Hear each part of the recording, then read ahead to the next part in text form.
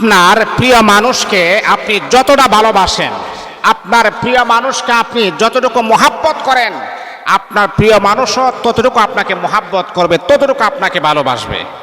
অনেক সময় আছে কি জানেন, একজন বেশি ভালোবাসে আর একজন একটু কম ভালোবাসে, অথবা একজন আপনার সাথে একেবারে রিলেশন, একেবারে পিওরভাবে হালালভাবে আপনাকে চাচ্ছেন জীবন সাথী হিসাবে, আর আপনি চাচ্ছেন তার সাথে তাকে বুক করে, তার টাকা পয়সা আছে কিছু আত্মসাৎ করে আমি তার কাছ থেকে চলে যাব, এরকমটা হয় না? কিন্তু হ্যাঁ, আপনি যেমন চাচ্ছেন তাকে হালালভাবে জীবন সাথী হিসাবে পাওয়ার জন্যে, আপনার মন যদি ফ্রেশ থাকে তাহলে আপনিও তার জন্য দোয়া করবেন, দেখবেন তার মনটাও আমরা আল্লাহ ফ্রেশ করে দিবেন, সেও আপনাকে হালালভাবে চাবেন। কারণ মনে রাখতে হবে, যে কোনো কাজ নিয়তের উপরেই সব কিছু হয়। নিয়ত যদি ভালো না হয়, বাবারে আপনি কোরআন পড়লে সব হবে না। নিয়তটা যদি একেবারে ফ্রেশ থাকে, আমলটা ছোট হলে এটার অনেক ওজন, আর নিয়ত যদি ফ্রেশ না হয়, আমলটা বড় হলে অনেক হালকা। তাহলে প্রিয় মানুষকে কিভাবে নিজের কন্ট্রোলে রাখবেন? আপনার স্ত্রী হতে পারে, আপনার মেয়ে হতে পারে, আপনার ছেলে হতে পারে, আপনার স্বামী হতে পারে, আপনার একেবারে প্রিয় বন্ধু হতে পারে, আপনার প্রিয় মানুষ হতে পারে, যাকে আপনি বড় মহাব্বত করেন, যাকে আপনি চাইতেছেন যে তাকে আমি আমার লাইফের সেটেল করব, আমার লাইফে তাকে আমি সাপোর্ট করব, সে আমার জীবন সাথী হবে, তার সাথে আমি আমার বাকি জীবনটাকে কাটিয়ে দিব। এইরকম চিন্তা ভাবনা যদি আপনার থাকে, তাহলে আজকের আমলটা আপনার জন্য, সে আমলটা আপনি করবেন ইনশাআল্লাহ। যেই পরিমাণ তার প্রতি আপনার টান, যেই পরিমাণ তার প্রতি আপনার মোহাব্বত, যেই পরিমাণ তার প্রতি আপনার ভালোবাসা, সেই পরিমাণ আমার আল্লাহ পাক রব্বুল আলামিন তার অন্তর আপনার প্রতি মোহাব্বত, আপনার প্রতি টান, আপনার প্রতি ভালোবাসা আমার আল্লাহ দিয়া দিবেন। প্রিয় মানুষ কখন অ্যাডজাস্ট হয়ে জানেন, কখনো মিলিত হয়ে জানেন, যখন দুজনের মন যখন এক হয়ে যায়, দুজন যখন তাদের ভিতরে যখন কোনো হারাম সম্পর্ক যখন থাকে না, একজন আরেকজনকে যখন চায়, তখন কিন্তু এই ভালোবাসাটা সুন্দর হয়, এই ভালোবাসাটা প্রকাশ হয়, এই ভালোবাসাটা মিল হয়। ভালোবাসা মিথ্যা নয়, ভালোবাসা তো সত্য। একজন আরেকজনকে ভালোবাসবেন, স্বামী তার স্ত্রীকে ভালোবাসবে, স্ত্রী তার স্বামীকে ভালোবাসবে, শ্বশুর তার শাশুড়িকে ভালোবাসবে, এটাই তো মুহাব্বত। সন্তান তার বাবাকে ভালোবাসবে, বাবা তার সন্তানকে ভালোবাসবে। তাহলে আমি আপনাকে বলবো, এই আল্লাহ পাক রব্বুল আলামিনের বান্দা বান্দি, যদি আপনি আপনার প্রিয় মানুষকে অত্যন্ত মহাব্বত করেন, ভালোবাসেন, রাতের বেলা ঘুমানোর পর আপনার প্রিয় মানুষটার ছবিটা আপনি দেখেন, এক পর্যায়ে আপনি পাগল হয়ে গেলেন, হারি যেই পরিমাণ আমি তাকে মহাব্বত করি, যেই পরিমাণ আমি তাকে ভালোবাসি, আসলে কি সে আমাকে ভালোবাসে কিনা? আপনার মনের ভিতরে এখন সন্দেহ জাগ্রত হয়ে গেল, হারি যেই পরিমাণ আমি তাকে নিয়ে টেনশন করি, আমি তাকে নিয়ে ব্যস্ত থাকি, সে কি আমাকে নিয়ে ব্যস্ত থাকে কিনা? হে বন্ধু আমার, এই আমার মা, তাহলে আপনি কি করবেন? তাহলে আপনি কি করবেন? এই আমলটা আপনি করবেন, কয়েকদিনের ভিতরে আপনি রেজাল্ট পেয়ে যাবেন। যেই পরিমাণ আপনি তার প্রতি মহাব্বত, আপনার চাইতে ডাবল মহাব্বত তার অন্তরের ভিতরে আবার আপনার জন্য সৃষ্টি হয়ে যাবে। কারণ একতরফা ভালোবাসা হয় না, একতরফা একজনকে ভালোবাসবেন, বিপদের সম্মুখীন হবেন। আপনার জন্য যদি কেউ হাঁটু পানিতে নামে, আপনি তার জন্য গলা পানিতে নামবেন, এটা তো প্রবাদ একটা বাক্যই আছে। সে যদি আপনার জন্য নাই নামে, তাহলে আপনি তার জন্য নেমে কি করবেন? অনেক পাগলের বাচ্চা আছে, কি করে জানেন? কারণ এই সব পেশেন্ট তো আমাদের কাছে আসে, হুজুর তাকে যদি আমি না পাই, আমি আত্মহত্যা করবো, আমি মারা যাব। চিন্তা করছেন কেমন কুলাঙ্গার? অনেক মেয়ে আছে একেবারে বয়স কম, কলেজ ভার্সিটিতে পড়ে, আমাকে বলে, হুজুর আপনার বয়ান শুনি, আমি একজনকে অত্যন্ত ভালোবাসি, মহাব্বত করি, যদি তাকে আমি না পাই তাহলে আমি সুইসাইড করব।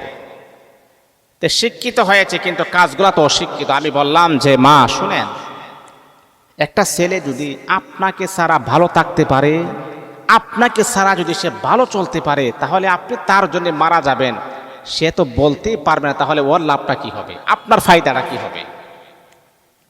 আরে সে যদি আপনাকে ছাড়া ভালো থাকতে পারে, আপনিও তাকে দেখিয়ে দেন যে তোমাকে ছাড়া আমিও ভালো থাকতে পারি। তোমার মতো কুলাঙ্গার ছেলে আমার কোনো প্রয়োজন নাই। তুমি যদি আমাকে ছাড়া ভালো থাকতে পারো, আমিও তোমাকে ছাড়া ভালো থাকতে পারি। আপনি এটা তাকে দেখিয়ে দেন, কিন্তু আপনি কি করলেন? তার জন্য আপনি সুইসাইড করলেন। এতে করে কি হয়েছে? কোনো সিদ্ধান্ত আপনি যাইতে পারছেন? এই আমার মা আমার বাবা শোনো, ছেলের জন্য হোক আর মেয়ের জন্য হোক কখনো সুইসাইড করা যাবে না, এটা ইসলামে হারাম করে দিয়েছেন। আল্লাহ পাক রব্বুল আলামিন আপনাকে দুনিয়াতে পাঠাইছেন এই কাজ করার জন্য। আমার আল্লাহ আপনাকে দুনিয়াতে পাঠান নাই, আমার আল্লাহ পাঠাইছেন কেন? আল্লাযী খালাকাল মাউতা ওয়াল হায়াতা লিয়াবলুয়াকুম আইয়ুকুম আহসানু আমালা। আল্লাহ বলে বান্দা বান্দে শোনো, হায়াত আর মওত আমি আল্লাহ সৃষ্টি করেছি কেন? লিয়াবলুয়াকুম আইয়ুকুম, তোমাদের মধ্য থেকে আমি আল্লাহ দেখতে চাই কে বেশি উত্তম কাজ করে, উত্তম আমল করে। যে উত্তম আমল করবে আমি আল্লাহ তার সম্মানটা বাড়ায় দিব। ওই মানুষটা মৃত্যুবরণ করার সাথে সাথে তার কবরটাকে আমি আল্লাহ জান্নাতি বানায়া দিব। হ্যাঁ বন্ধু আমার, অনেকে আমাকে বলে হুজুর এই মেয়েটাকে যদি আমি না পাই নিজে আমি সুইসাইড করবো, আমি আত্মহত্যা করব। অনেকে বলে হুজুর এই ছেলেটাকে যদি না পাই আত্মহত্যা করব। ও আমার মা, ও আমার ভাই, ও আমার বোন, আপনাদের পায়ে হাত রেখে বলে আপনি জানেননি আপনার সম্মান আল্লাহ পাক রব্বুল আলামিন কতটুকু বাড়ায় দিয়েছেন জানেননি? কাবা শরীফের গিলাফের চাইতে আমার আল্লাহ আপনার সম্মান আমার আল্লাহ বাড়ায় দিয়েছেন। একটা নারীর জন্য আপনি জীবন দিবেন, একটা ছেলের জন্য আপনি জীবন দিবেন, মৃত্যুর সাথে সাথে ফেরেশতা বলবে তাকে জান্নাতে দেওয়ার কোনো প্রয়োজন নাই। একজন নারীর জন্য জীবন দিয়েছে, একজন ছেলের জন্য জীবন দিয়েছেন, আল্লাহ এবং তার রাসূলের জন্য জীবন দেই নাই, কোরআনের জন্য জীবন দেই নাই। এইরকম কুলাঙ্গার তার কবরটাকে জাহান্নামের বিছানা বিছায়া দাও। নাউযুবিল্লাহি মিন যালিক। একটা মেয়েকে না পাওয়ার কারণে আত্মহত্যা করবেন না, এইরকম সিদ্ধান্ত কখনো নিতে পারেন না, এইরকম সিদ্ধান্ত কখনো ভালো মানুষ নিতে পারে না। এই জন্য আমি আপনাকে বলছি আপনার প্রিয় মানুষটাকে আপনি কিভাবে কন্ট্রোল করবেন, কিভাবে বশ করবেন সেই নিয়মটা আমি বলে দিই। সর্বপ্রথম আপনি ওযু করে নেবেন। ওযু করার পরে ফজরের নামাজের পরে আপনি 3 বার দরুদ ইব্রাহিম আপনি পড়বেন। আল্লাহুম্মা সাল্লি আলা মুহাম্মাদি ওয়া আলা আলি মুহাম্মাদ কামা সাল্লাইতা আলা ইব্রাহিম ওয়া আলা আলি ইব্রাহিম ইন্নাকা হামিদুম মাজিদ। আল্লাহুম্মা বারিক আলা মুহাম্মাদি ওয়া আলা আলি মুহাম্মাদ কামা বারাকতা আলা ইব্রাহিম ওয়া আলা আলি ইব্রাহিম ইন্নাকা হামিদুম মাজিদ। 3 বার দরুদ ইব্রাহিম পড়বেন, শেষ। আবার 3 বার ইস্তেগফার পড়বেন। যদি পারেন সাইয়্যিদুল ইস্তেগফার আপনি পড়বেন। আল্লাহুম্মা আনতা রাব্বি লা ইলাহা ইল্লা আনতা খালাকতানি ওয়া আনা আবদুক ওয়া আনা আলা আহদিকা ওয়া ওয়া'দিকা মাসতাতু আউযু বিকা মিন শাররি মা সানাতু আবুহু লাকা বিনি'মাতিকা আলাইয়া ওয়া আবুহু লাকা বিযামবি ফাগফিরলি ফা ইন্নাহু লা ইয়াগফিরুয যুনুবা ইল্লা আনতা। যদি না পারেন দরকার নাই, তাহলে আপনি পড়বেন আস্তাগফিরুল্লাহ ইন্নাল্লাহা গফুরুর রহিম একবার, আস্তাগফিরুল্লাহ ইন্নাল্লাহা গফুরুর রহিম 2 বার, আস্তাগফিরুল্লাহ ইন্নাল্লাহা গফুরুর রহিম 3 বার পড়া শেষ। তাহলে দুরূদ ইব্রাহিম পড়া হলো 3 বার, ইস্তেগফার 3 বার। তারপর আপনি পড়বেন ইয়া হান্নানু ইয়া মান্নান ইয়া জাল জালালি ওয়াল ইকরাম, ইয়া হান্নানু ইয়া মান্নান ইয়া জাল জালালি ওয়াল ইকরাম, ইয়া হান্নানু ইয়া মান্নান ইয়া জাল জালালি ওয়াল ইকরাম। এই দোয়াটা আপনি পড়বেন। ইয়া হান্নানু ইয়া মান্নান আল্লাহর নাম, ইয়া জাল জালালি ওয়াল ইকরাম এটাও কিন্তু আল্লাহর নাম। ও বন্ধু পাওয়ারফুল, এই 3টা নাম পড়বেন। এই 3টা নাম আপনি কতবার পড়বেন?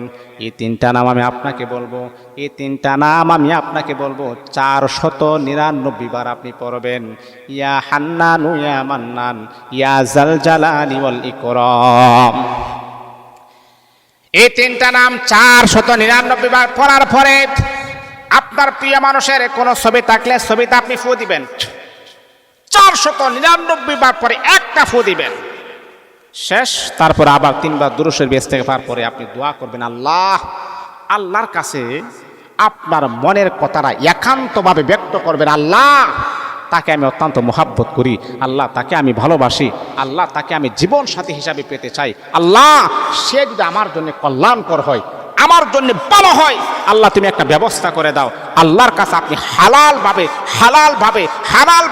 হালাল উপায়ে তাকে আপনি চাবেন, দেখবেন আমার আল্লাহ আপনার জন্য কুদরতিভাবে ব্যবস্থা করে দিবেন।